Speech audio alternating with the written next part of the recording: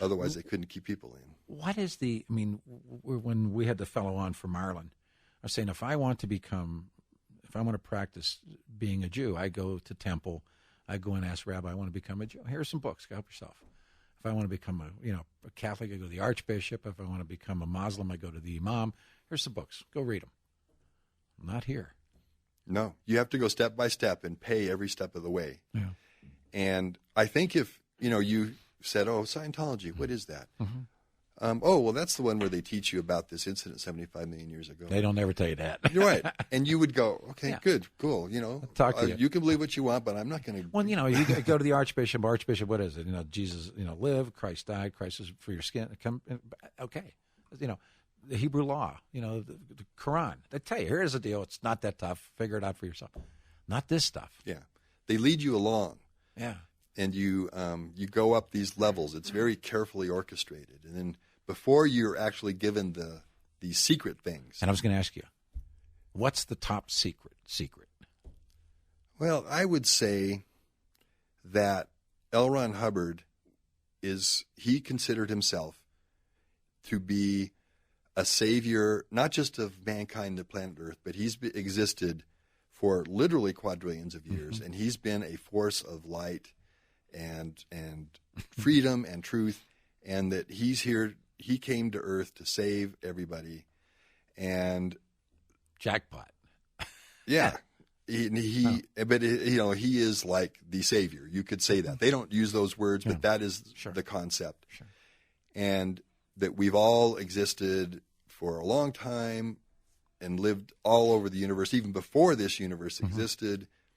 And we're now in sort of like the dump heap of the universe, and he's here for our salvation. What's going to happen if what Hubbard believes to be what's coming? Is there anything coming, showing up, like a second coming, the apocalypse? He doesn't use those words. There's one controversial writing that is supposedly from OT8, where he says that what is described in the book of Revelations in the Bible will happen. Yeah, that's what I thought. And that's why I ask about. But that particular thing, I've read it on the internet. Yeah. The Scientologists say that's not written by Hubbard, and I can't say personally. Satanic verses. Yeah. And that L. Ron Hubbard was actually Lucifer. Mm-hmm. And I've heard that. That means light bringer. I've heard that in the center. Lawrence that Jesus Wallersheim was a pedophile. Yes, they did. Wallersheim told me all that stuff. Yeah. Now, I do know at least two people that I know personally who did OT8 and said, no, that's not the OT8 that they did. Mm-hmm. It's possible that it was an earlier version of OT8 that was then changed. I don't really know for sure. Okay. But in general, if you don't get that specific, is that the universe has been on a dwindling spiral, mm-hmm. getting worse and worse, and mm-hmm. we're all going to, Scientology doesn't succeed in its mission, we're all going to have a very, very horrible, awful future like hell on earth. Sure. And that if you get Scientology spread and you get enough people interested and you get enough money so you have power and everything, it'll change. It'll become a Scientology world, which basically means the governments need to look out. And now we're going to break and come back, because that Travolta movie is the Scientology deal, right? Yeah. Hang on. 8:45, 15 before the hour. Very brave man. Bruce Hines. I'm Peter Boyles. This is 630 KHLW. We are Denver's top. 10 before the hour. I don't know if we can ever do a better radio show than what this is. It's so amazing that this stuff is out there and it's operating. Our guest is Bruce Hines, and we are talking once again about the, quote, Church of Scientology. Now, John Travolta, the movie Battlefield Earth, and John Travolta named his son after the guy in the film, or in the book, really. Yeah, Jet. Jetero Heller. Yeah. What the hell's that about?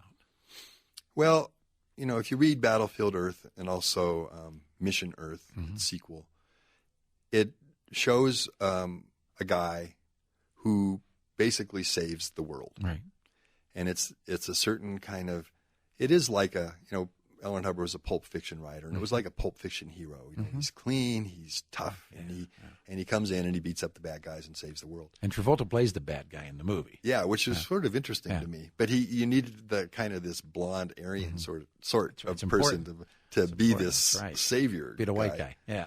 And that's what those books are about. A lot of his fiction, L. Ron Hubbard's fiction, had that theme.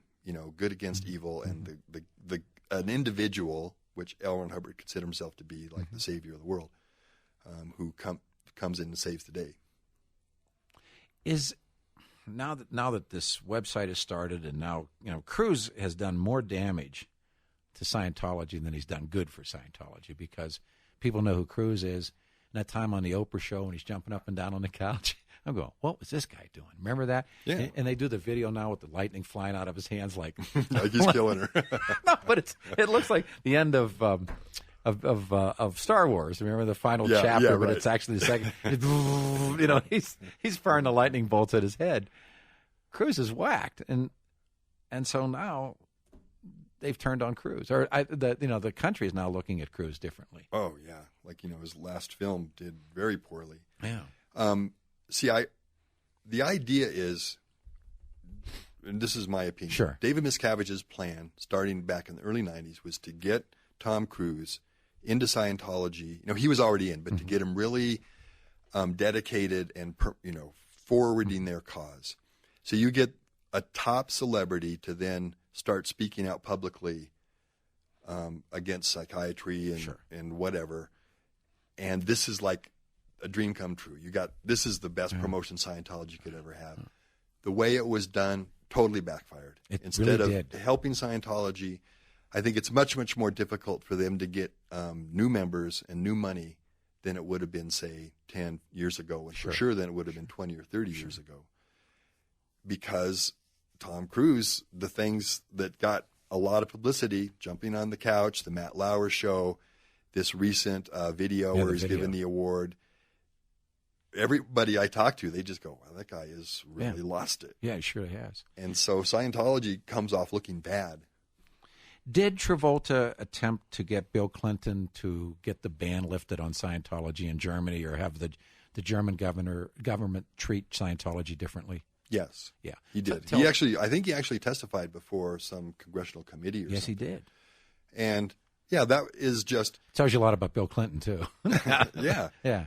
And so he did try to use his influence. There were attacks in Germany. There still are. Sure. In fact, there's talk of the government banning Scientology in Germany. They're afraid of it. And guess why? Yeah. Nothing ever happened there. Right. Yeah. Yeah. It was, they have a constitution now written after World War II where it's to try to prevent that sort of thing from happening. The Scientologists, or specifically the Church of Scientology International, they twist it and they say, well, of course, the Germans are Nazis and they're bigots and they're intolerant, and that's why they hate us. And that's typical of them to try to turn to gain a PR advantage from something that's happening. No, yeah. And so as the story goes, and I've read it half a dozen different places, Clinton's kind of a Hollywood geek anyhow. He loves all these actors. And so Travolta hits him up, and Clinton actually tries to do it for Scientology. Yeah, there were letters written to Helmut Schmidt or somebody. Yeah, I've read it. I went, God, man, come on, Bill. So said and done. It was 30 years of your life? Yes, starting 19.